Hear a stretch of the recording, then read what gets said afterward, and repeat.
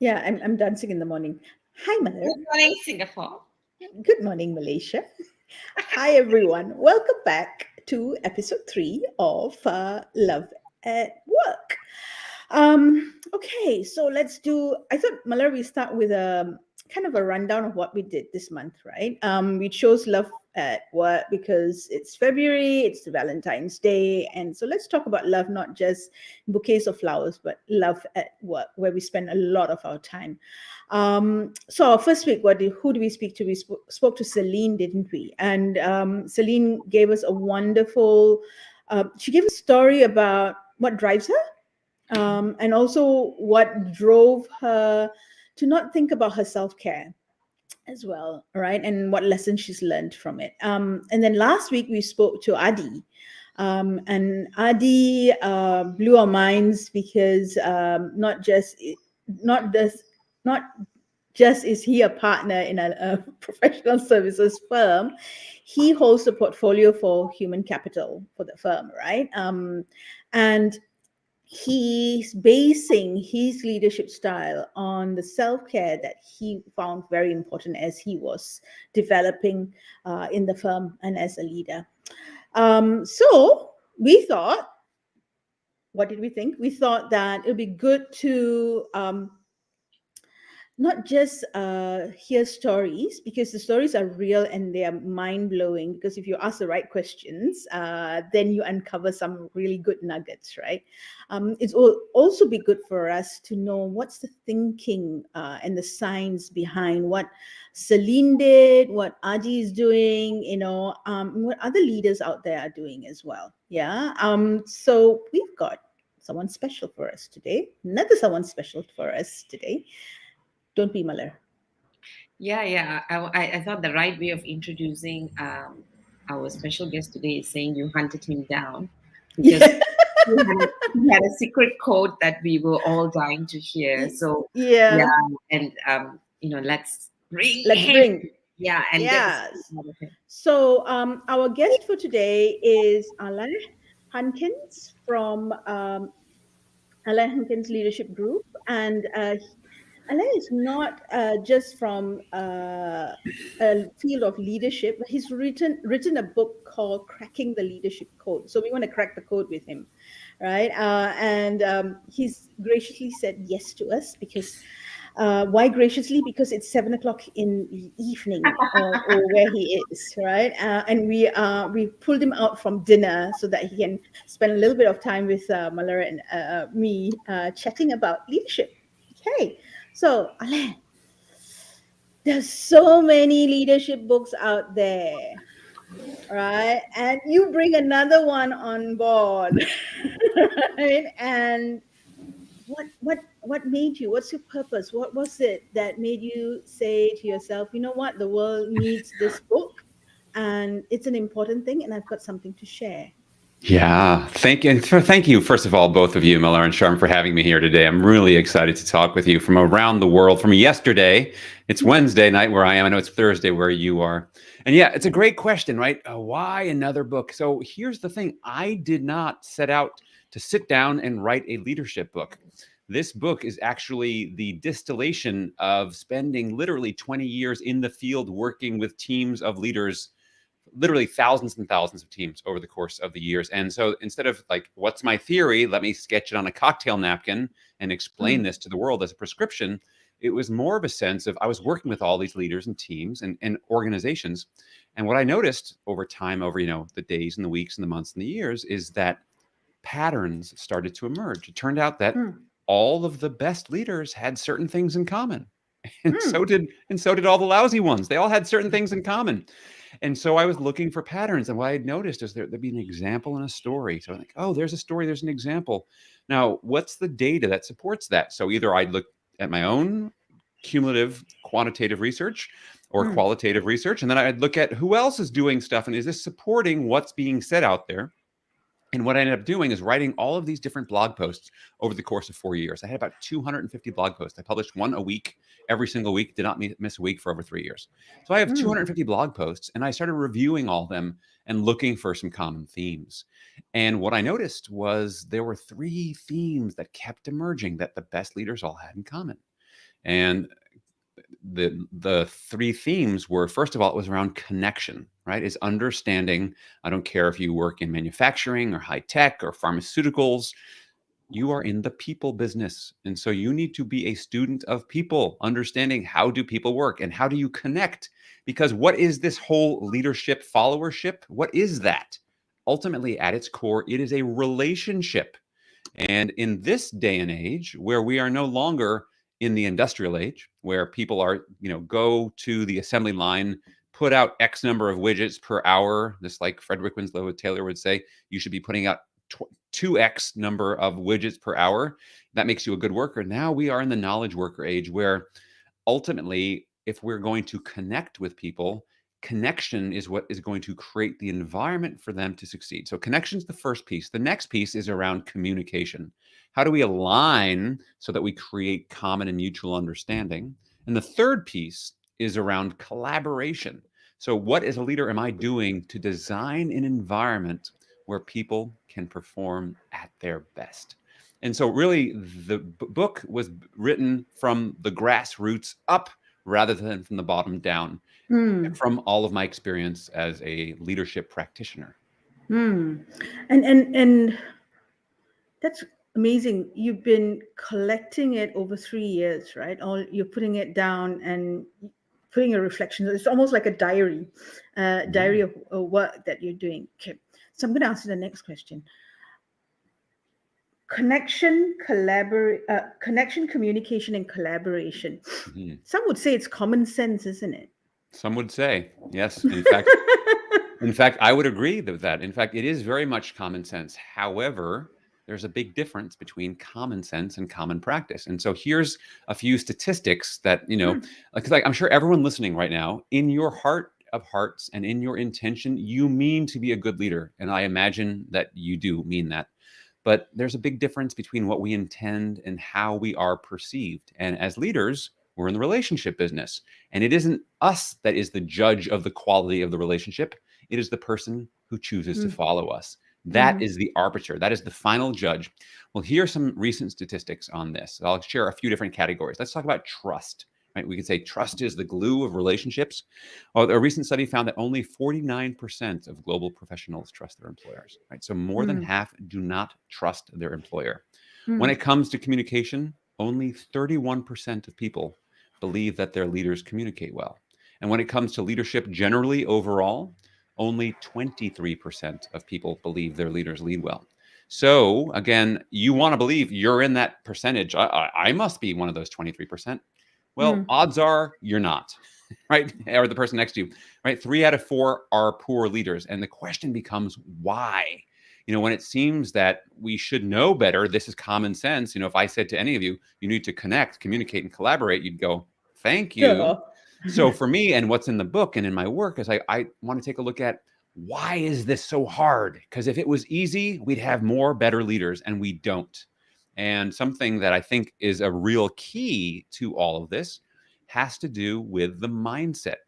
And I learned this lesson kind of a very strange way. So I mentioned before we came on camera, I have two kids. So my kids, my son Alex is now 17, and my daughter Miranda is 14. Well, this is back about 11 years ago. So they were 6 years old and 3 years old.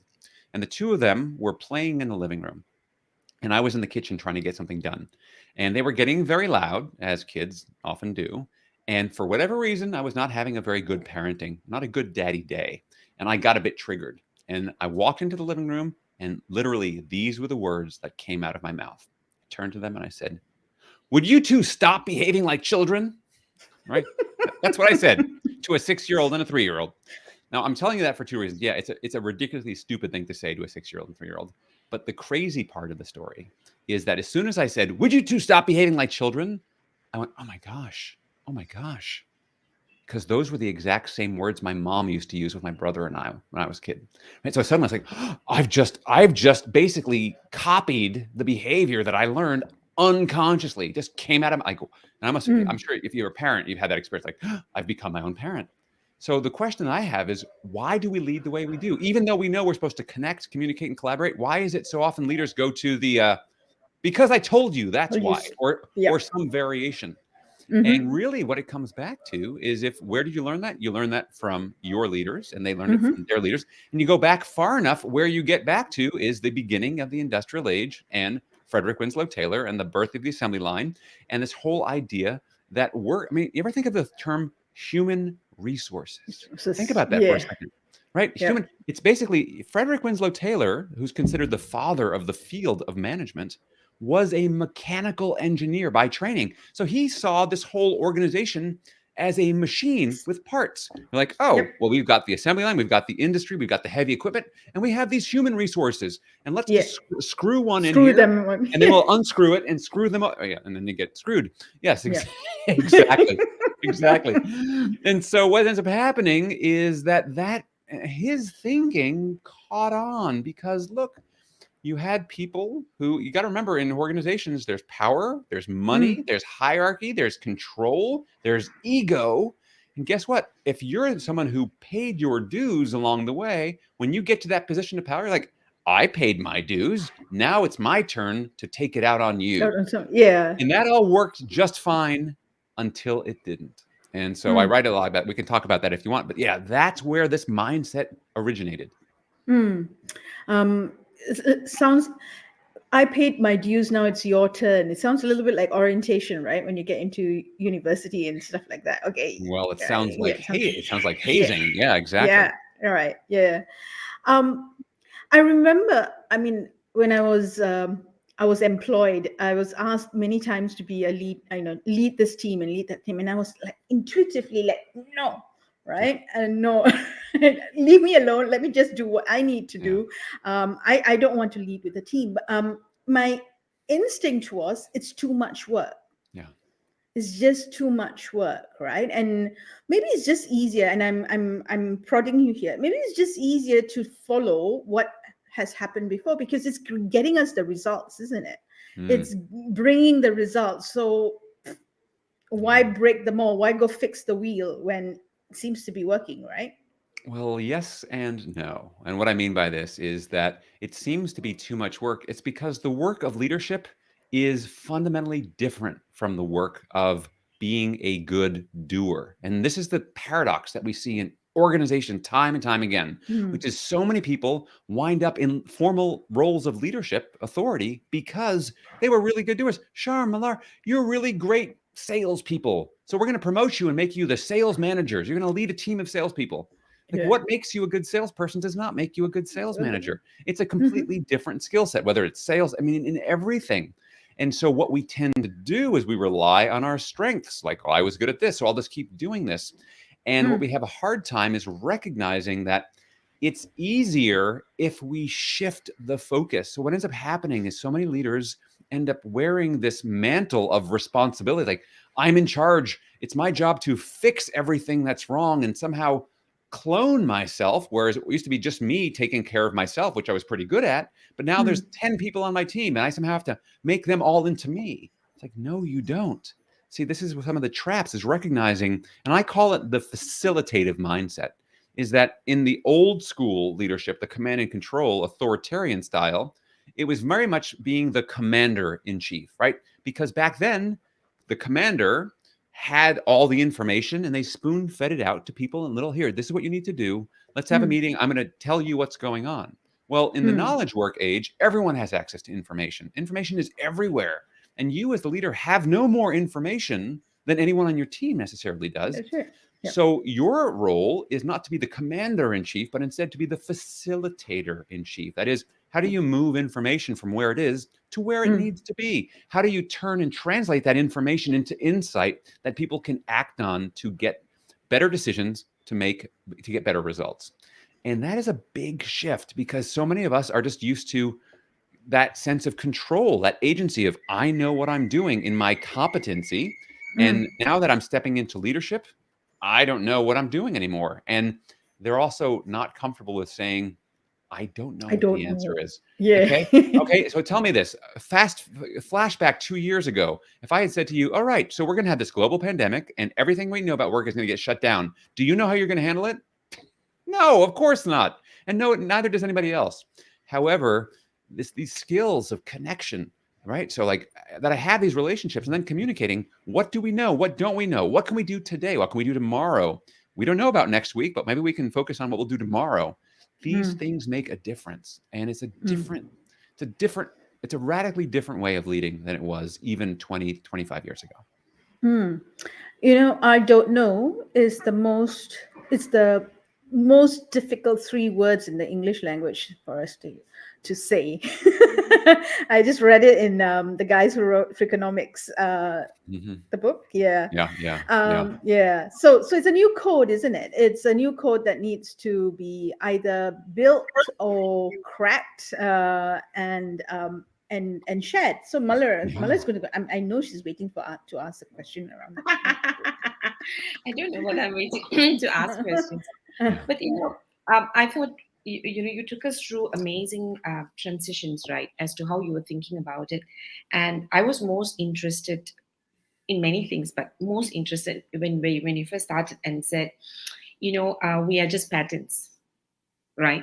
And whether we are, so what I'm taking back is that our leadership style has a lot to do with perhaps our unconscious patterns, right? And I suppose that's what you were curious about, to block so much, to look for the unconscious patterns that worked and didn't work, right? And I also love the bit where you said, leadership is not about how good I think I am, but how good people who want to follow me or be with me, in the same path, right? And what is their experience, right? And I definitely loved the idea of evolution that you spoke about, right? Because we know what worked in the past, but have we thought about what works for us currently? And I absolutely loved, when you brought in the idea of how leadership thoughts were formed in the past and how things have evolved, right? But having said that, right, I am just curious. So do you think that the leadership code that you're talking about and the 3 C's that you're talking about today is relevant in every other organization today? Because I'm looking at the context of surely Malaysia, right? Because I think in Malaysia, we do have a pocket of, young people who are being brought up the way your kids are being brought up. Because there are parts of us who have evolved in our thinking, who are questioning and challenging. But largely, our education system is still pushing for obedience, which means that you don't think, but you just follow. So we do have the follow mindset, right? And we have a couple of mix of young people who come into the workplace, number one. Number two, we have leaders from different generation, again, depending on their mindset, right? Yeah. And I think right now, especially post-pandemic, there's this pressure. There's this pressure to be ideal because we are rethinking our purpose. So there's a lot of rethinking going on in that space for everybody, for the leaders and the non-leaders, if you want to call them non-leaders, right? But we're all Yeah, leading in some ways because of course. we're now thinking, what's my purpose? And I'm now becoming conscious of what I was unconscious of based on what I want in life, Yeah. right? So that's happening, right? So if you look at what you have done with leadership code right now, where do you see these things fitting in? Because I think most people, when you speak to them, they want to be the ideal leader to crack the leadership code, be the best Sure. version of themselves, and want everybody to be happy followers. But then we have the KPI, right? Where Yeah. leaders are being thrown with a lot more outcomes and numbers which are ridiculous with lean, uh, you Yeah. know, right, organized. How do we crack all of this, even if we wanted to? Wow, there's a lot in there. How can we crack all this even if we wanted to? And I want to start with what you ended with, which are on KPIs, right? So the fact is, we can measure many things. And just because we can measure things doesn't mean it's the right thing to be focused on. And let me explain what I mean by this. Basically, if we think about, and I ask leaders this all the time, I say, what are the things that you are accountable for? Right. And what they'll tend to say is the metrics, right? Whatever the numbers are, whether it's revenue, sales, quality, decrease in rent, like they focus on all those things that we're accountable for. And then I'll say, all right, what about the development of your people? What about making sure that they're engaged? Oh yeah, and that too, right? So it doesn't come up because it's not as easily measured, right, as it is like revenue. But what's so interesting about things like revenue and profit and etc., if you think about those metrics, they are merely lagging indicators that reflect the behavior of people. And so why do we, I think in the business world in general, why do we kind of focus on the metrics so much more than the people?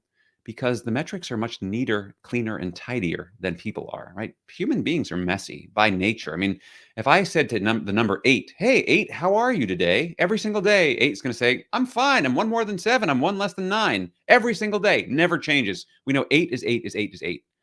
How are you today, Sharm? Well, actually, I've got a sick relative and I'm really not really all these things suddenly, or there's this pandemic going on. I'm whatever, right? So we're a lot messier as people. And so one of the challenges that we have as leaders now, so the question is, if people, like you said, in certain pockets of Malaysia, there's the sense of compliance. Now, that you have to follow the rules. Now, compliance will get you results. The question I think for all of us to consider is, are those results, are we getting those because of our style of leadership or in spite of that style of leadership? Because that compliance will only get you so far. And ultimately, if you have two similar organizations that produce, let's say, similar products or services, and you have one that has kind of, we'll call it the new style of connection, communication, collaboration style leadership, and one that has the kind of old school do as I say because I'm in charge. And if you don't like it, there's 40 other people waiting for your job.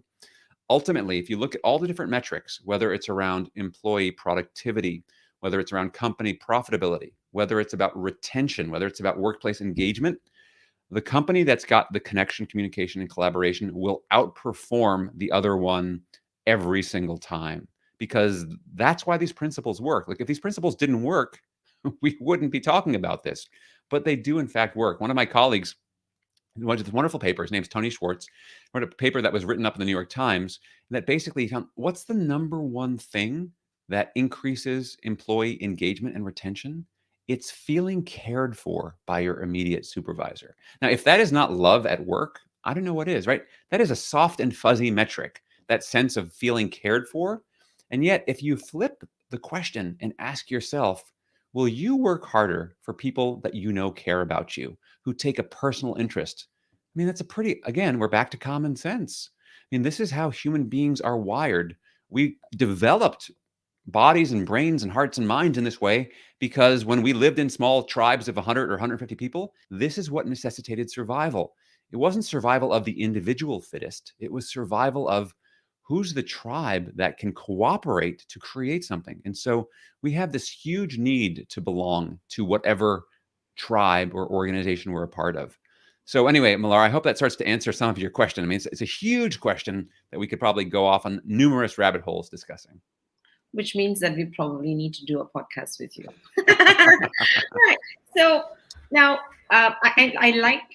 I think we generally. I'm not sure that I can say we all know what you're talking about Hmm. Hmm. at a, you know, conscious level. Cognitive, yeah, Yeah, conscious level. at a Yeah. Yeah. logical level, all the things that you say, we talk about Yeah. engagement here. We Yeah. we hear a lot of initiatives around bringing people together, Yeah. and we sit in speeches that says people are our greatest asset. You're important for us, you know. Yeah. Yeah. Yeah. But Yeah. what we say, Look at it. Yeah, yeah, yeah. Yeah. Yeah. Yeah. we Yada say, yada yada yada. Yeah, exactly. People are our most important asset. Yada yada yada Yeah, yada. Yeah. yeah. and the practice is different. So we get all of this, but it's all in the air, right? So when you looked at cracking the leadership code, right, was there anything that you found that even though leaders, smart leaders, know this, know the magic formula that the success actually lies within the three C's? I think we know this intuitively. Yeah. We know what relationship can do for us because you can answer all the questions really well, which is why Yeah. soft skills training don't work, because it works well in classroom, it doesn't work outside. But what do you think is that what has been your experience in your research? What's the greatest fear leaders are experiencing to put into practice what they intuitively know will Yeah. bring about the success? Yeah, great question. So the biggest fear, okay, I'll put it this way around the biggest fear, because you were talking before about, we all know things about engagement. So we talk about employee engagement. We talk about customer engagement. Let's just take that word engagement for a second. The place that most people would have engagement outside of a work context. If I said to you, where do you use the word engagement outside of a work context? What would come up to mind? Where do you talk about engagement? I would say my kids. Yeah, but I was going to, I was going, I was No, going it's to say, I was getting going to married, say, yeah, yeah, before you get married, you get engaged, right? engaged. Yeah. Right? It's like we are now engaged. And what is the promise of an engagement, like in a wedding and a marriage? When you promise someone, hey, will you marry me? We're now engaged. What are you actually saying you're going to do? Think about it for a second. All right. mm, mm, I mean, to Mhm. me, the answer to that question is what I'm saying is I'm going to spend time with you. In fact, I'm going to spend my whole life with you. That is the promise. Now, it doesn't always work out that way if you look at divorce rates, but that is Mm. the promise of the ideal of engagement. I want mm. to focus on you and spend time with you. So, what is the number one barrier that I think that leaders face in terms of being able to turn this common sense into common practice? Everyone's so gosh darn busy, right? It's like how many of you as leaders are also trying to get your own other stuff done. And so when you're listening to people, you're not really listening to people because you're trying to kind of get to like check this off your box, right? In terms of these things. We talk about empathy and how important leaders need to have empathy and showing people that you understand them and care how they feel. But the fact is, human beings, to show them that, to engage with them with empathy, you've got to slow down sometimes.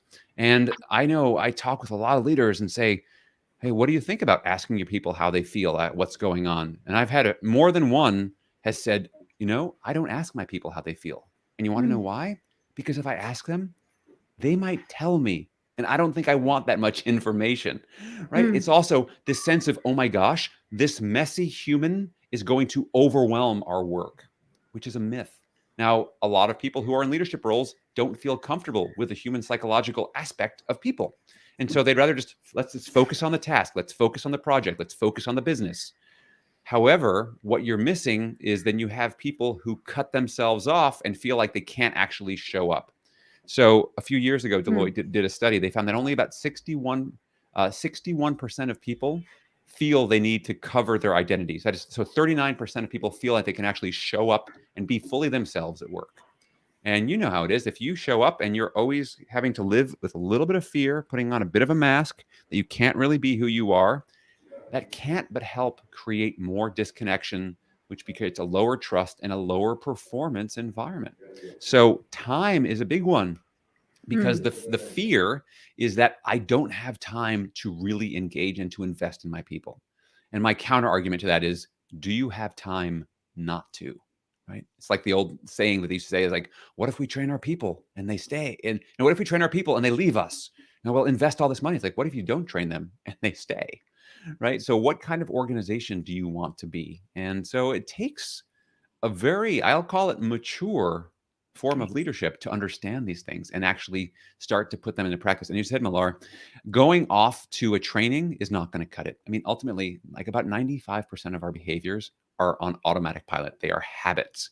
And so for me, and the work that I'm really excited about now is I'm working with teams and cohorts to actually break the leadership behaviors of, again, leadership is this big mystical concept. Let's break it down into how can you be a better connector, better communicator, better collaborator? What are the skills underneath each of those three things? And let's practice embedding new habits around each one of those to start to develop new habits that make you a more facilitative style leader. Nice, nice. Sham, I just have one burning question from all he said. Oh Then no. Burning, burn, burning question. burn. Okay. yeah, because I think what you magically said is, I love, the idea of engagement and, being mindful, listening, empathy. So all of the words that you've actually put up, including, how we need to show up, i.e., how do we be authentic at work? How can I bring myself to work and show up as who I am, right? And to bring the best out of me and to be in a calm state, so that I don't feel hijacked. And when I don't feel hijacked, I'm able to be present at work. So I love all of this. And of course, for me, that always connects to emotional intelligence. And we know the hype about EQ and how EQ is important, right? And Yeah. so when I run workshops in this part of the world where we talk about EQ, people come to our training because they are sent to our training because they are too emotional, not because they are not emotional. Mhm. So people who disconnect don't have to come to EQ training because Mhm. they are fine. But leaders who are considered sensitive, connecting with people feel too much, right? Yeah. Are seen to be wasting their time. And so that's the myth that we try and break in our class when we Yeah. run EQ. But having said that, I'm very curious, we all know EQ is important. How do we form the practice of EQ as a habit at work, from a leadership perspective? Yeah, well, there's a few things to consider on that one. One thing to consider, if we think about the competencies that form emotional intelligence, it starts with self-awareness. So, first of all, do you know what a feeling feels like in your body? Right? It's not in your head, but it's in your body. So, what does it feel like to be angry? Mm. Like, where do you feel it? How do you feel it? Where do you feel? What does sadness feel like? Are you? I mean, there's something like 87 different emotions that need to be expressed, but you can break them down to some basic ones like mad, sad, fear, shame, scared, right? And like start to notice, can you start to identify those things in yourself and notice what's going on? So that's the first piece, is that self-awareness. Then it's that relationship awareness, is like, what is the impact that you're having on others? Can you notice how other people are feeling? And one of the really useful ways to get better at EQ is asking other people for feedback, which is still fairly rare, right? Or people unsolicited say, hey, Sharm, I would like to be a better leader. What are Mm. some things that I do well? What are some things I could be doing even better? And really being open to that. And when Sharm gives me the feedback, my job is to basically say, shut up and thank you. I don't say shut up. I said it to myself. Shut up, Alain. Don't butt in. And then when you're done, say thank you. So a big piece of cultivating emotional intelligence is starting to recognize how are things playing out. Another piece that I'd share that I think is particularly useful these days, in the middle of this pandemic and beyond, is just checking in with your team, and having this become a structured thing, so it doesn't just happen out of the blue. Like, why are you asking me how I feel? Like, what's wrong? Am I about to get fired? Like, but Mm. instead to actually on a regular basis start checking with your team with a few questions that don't take a long time to answer. The first question is, how are you feeling? And you can't say fine, how are you? Because fine is just a cultural placeholder for other things. So how are you feeling? And then what's on your mind, or what's distracting you? And how can I support you? So those three questions go a long way towards creating more psychological safety and building trust and candor. And obviously, one of the key things to this too is that leaders need to model. Like, if you want people to model honesty and vulnerability, you have to model honesty and vulnerability. So that's why Mm. the leadership role is one that takes courage, because people will only share as much as a leader is willing to model for them. Mm. Hmm. I loved the bit about modeling, and Modeling, yeah. that's how Yeah. much people can. That's so good. Okay, I I'm have I'm two gonna questions. I'm gonna take, yeah, I'm gonna take takes Taking away back. your right for the next question. I'm grabbing it. Okay. So I'm going back to Sham 20 years ago, and when Sham was told, why don't you take the leadership position? And Sham said, Hmm. run away, go Yeah. away, leave Yeah. me alone, right? Yeah. Um, and I'm sure no, thinking back, was it, a lack of confidence in my skill as being a leader, or not knowing what it means to being a leader, or um, not even, or even thinking that leadership is just too much work, right? It could be any of those, right? And I'm thinking about all those people out there who are not yet leaders but are considering want to be a leader, and yet hesitant because they see models that are not really good models. Yeah. Right? Yeah. Sure. And if I'm one of those, right, and I'm asking myself, what do I need to build, how do I need to be, in for the rest inside of me, how do I need to be in order to be a good leader? Because I've seen bad ones, I don't want to be a bad one, right? Yeah. What would you say to Sham 20 years ago? Well, I think there's one thing that Charm 20 years ago probably is feeling 20 years ago, but you didn't necessarily express, which is Mm, why you didn't want to step into leadership. What was the resistance? And like you said, Charm 20 years ago saw a lot of bad leaders. And here's the thing, when we see leaders around us, we cast judgment around them. I use an mm, analogy sometimes that as leaders, we wear a target on our back, right? And if we are bad leaders, people talk about it. Oh, Charm, can you believe what a crappy leader she is? And you know that because you've done that to other people. And mm, so part of it is the fear of the feedback, whether it's straight to your face or behind your back. It's the judgment of what people are going to think about you. And, I remember I had a leadership coach because I remember feeling some of the same fear around like stepping into stuff. Because look, as soon as you step into the middle and say, hey, here's my vision, follow me, someone's going to say, screw you. I don't agree with that. Or, mm, you're going to suddenly have to deal with that. But as one of my mentors said to me, no one ever built a statue to a critic, right? So the fact is, there's a wonderful, I don't know the whole thing, but you might have heard it. Theodore Roosevelt once wrote years ago about the man in the arena. Today we call it the mm, person. But the idea is that you have to be out there. If you're not out there in the arena doing it, all you are is on the sidelines watching, right? And you're going to follow somebody else's lead. And so I think for the Charm 20 years ago is recognizing, you know what, this is a stretch because the fact is leadership development, you growing as a leader is you growing as a person. You can't mm, separate the two out.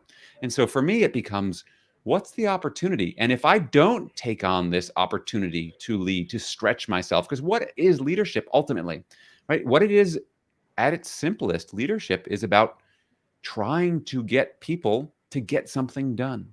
That's it. That's influence, right? If you mm, think about mm, it, what we're trying to do is work with others. And sometimes it's just leading ourselves. Sometimes my biggest leadership challenge is to me get out of bed in the morning and do what I say I'm going to do with nobody else, right? I've got this task list, I've got my project yep. plan.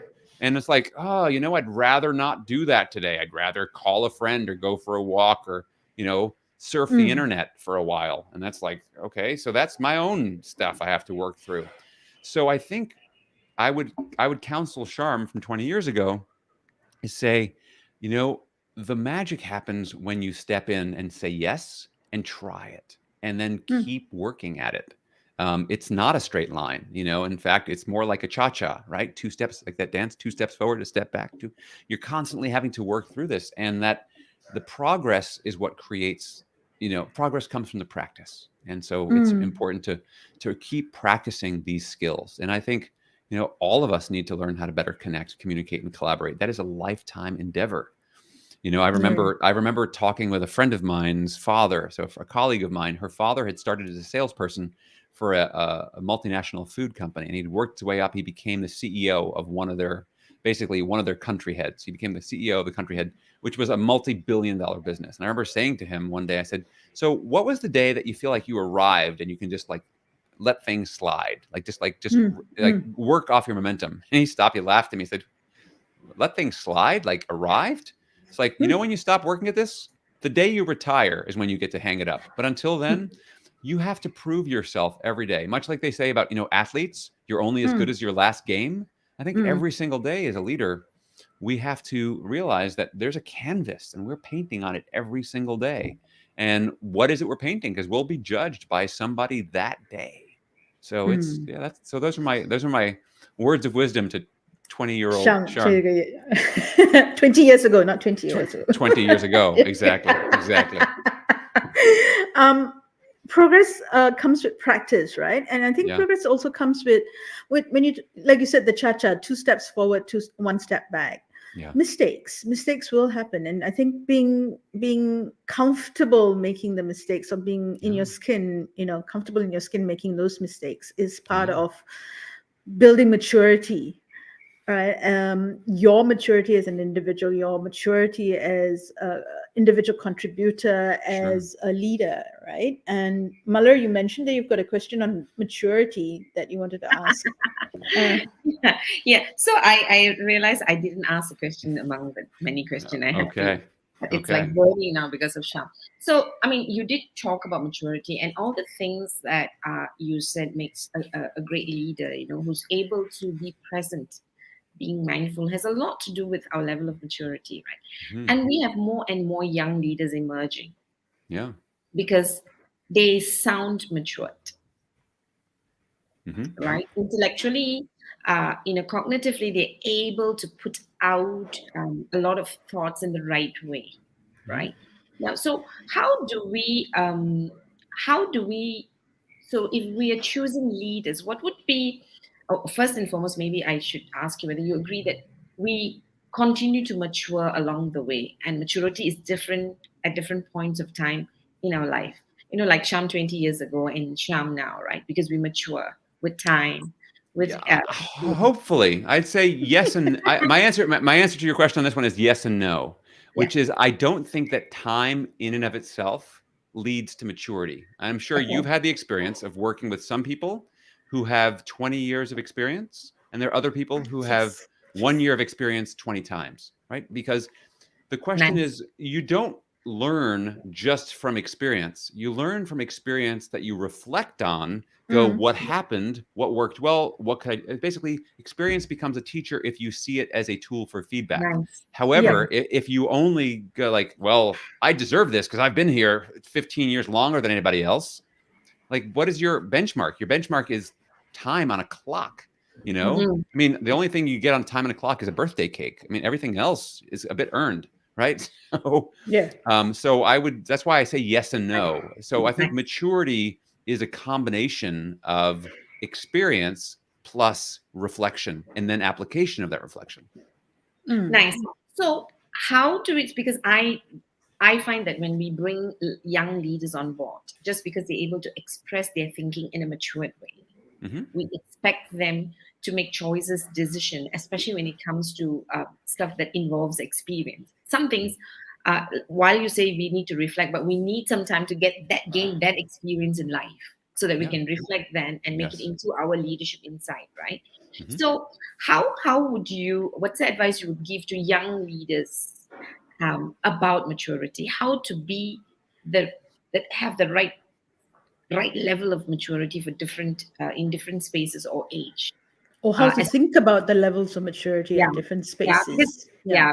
I think what we do is that the moment someone is put in a position of leadership, Hmm. even if you're a 30-year-old, we sometimes expect and when I say mature, assuming they're really mature, that they have the maturity of the 40 or the 50 or whatever, right? Yeah. Because of the Yeah. number of years. So that can be really hard on young leaders who really are doing very well for their age, sometimes Yeah. better, right? But we tend to throw this on them. So what is your advice for them? Sure. Well, the first thing I'd kind of caution against, there's a tendency, also some ageism here, right? The fact is, Yep. you have some really mature young people who just Mm, happen to be, again, personality wise. And I think when we think about maturity, really at its core, I'm thinking of in my own journey, and I was one of those people I was an old man when I was 5 years old for a whole host of reasons, which we can go into if you want. Yeah. But I was one of those old souls. Like, I was thinking about deep things and concerned about things as a kid instead of being a kid. And as I think about kind of the process of maturation, I can point to a couple of moments, particularly the birth of my children, particularly the birth of my first child, was Mm, a huge accelerant on the maturity spectrum. And I think mm, here's the lesson that I learned then, which I think is completely applicable in leadership, is I remember holding my son, kind of getting home from the hospital after I cannot believe they just let us walk out of here with him. Like, don't you need to have some kind of permit? That sense of, are we qualified to be parents? As yeah. many new parents feel like, I don't know what I'm doing. But what I realized, what that experience taught me was I am not at the center of the universe. Like until then, I was sort of me, ego in the center, and everything revolved around that. And then the cosmic joke of all of that was, wow, I realized I had never been in the center all along. And this other being, I needed this other being to show that to me. It's like, Mm, because if your child is screaming in the middle of the night, it doesn't care that it woke you up. It doesn't care. And you don't go, don't you realize it's 2 a.m? It's good like, morning. no, this is you or whatever. You do what you need to do because you love this being, because you realize it is not about you anymore. And I think so. I say all that because I think about this idea of leadership maturity.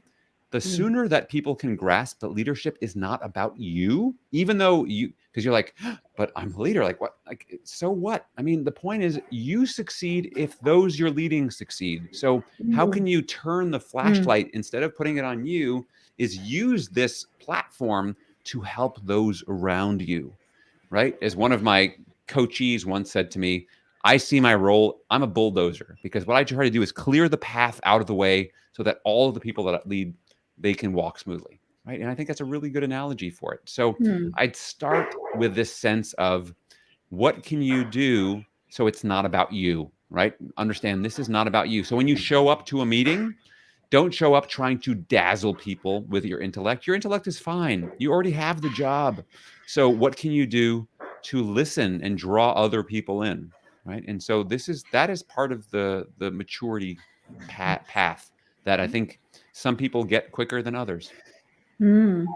Thanks. Oh, Nice. wow. Oh, nice. Very, very nice. So, Alain, if I were to ask you, what would be one code that you would leave for us as a summary of today's chat? What would it be?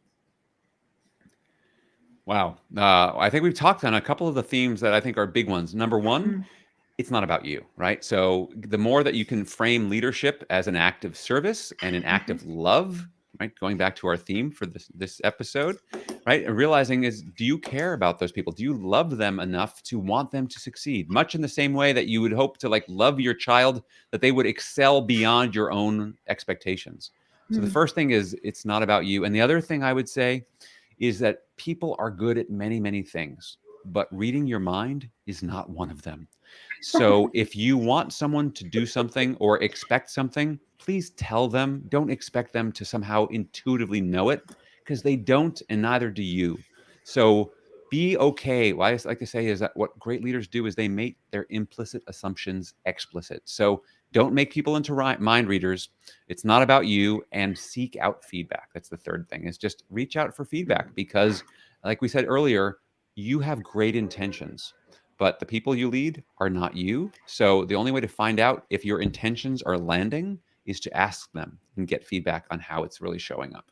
Mm, great. Thank you, Alain. Sure. Thanks for sharing these nuggets with us. And I'm Yeah. sure many in the audience are going to, want to know a little bit more and know where do we go and look for, these nuggets, more of these nuggets. So can you point us in the right direction? I Where do can we go? point you. I will point you to this. It's not. It's a real book. See, folks, it's not just a screensaver. It's not my virtual background. So yeah, Cracking Leadership Code. If you want to learn more about, so there's my name. It's alainhunkins.com. Okay, go to my website. You can actually download the first chapter of the book there. There's also a free ebook called Navigating Trust. You can download from there. I have a newsletter you can subscribe to. I mentioned this thing about habit formation. I run a 30-day leadership challenge that is open to the public 3 times a year. So depending on when this airs, usually it's January, May, and September. We usually run that for 30 days with a cohort from literally around the world. Mm. We just finished our last cohort. We had people from Ghana, from Australia, from Switzerland, from Germany, from France, from all over the place. So yes, AlainHunkins.com. You found it there. So yeah, reach out to me, connect with me on LinkedIn. That is my social media of choice. You can either connect with me or follow there. And yeah, if I can be of any service to you and or your teams or organizations, please do reach out.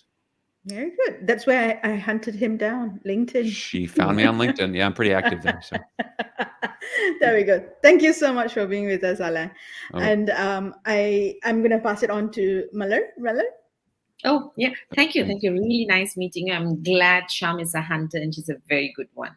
yeah, And thank you. thanks for saying yes. And, so many leadership nuggets that you gave us. Yeah. I think there were so many codes that you help us crack within the big code that you have. I can't wait to get your book and read it. And then, I will use it as an excuse to hunt you back down. Perfect. Thank you very much. You have a beautiful day and thanks for joining us. Good evening. Thank you. Have a great Thursday. Yes, thank you. Yes. Okay. Oh, wow. That was I have 4 pages of written notes, right? Yeah. I think Yeah. the I most didn't know I I should be. pages of this. Yeah. I was trying to see how I could write notes without looking like I was writing notes. Oh. You know what I mean? Right. So I will use his wisdom to say I just showed up and this is who I am. So I needed to write because it was too good for me not to write it. So yeah, that was very good. good. So Okay. Sham, thanks. Good job this week getting him here. So Yeah. now we need to up the game next week. Yeah. And next week is we start March, and March has a different theme. So look out for it. We've got an interesting lineup of people and things that we're going to do a little bit differently in March. Right. So thank you, everyone, for joining us this morning. Hope you had a good time. I hope you got the nuggets that, not just Malar and I did, but more than that. And you know where to find Alain. So see you next week. Same time, same place. Take care. Bye. This is Mara signing off from Malaysia. Hearts and minds. Bye. Bye-bye.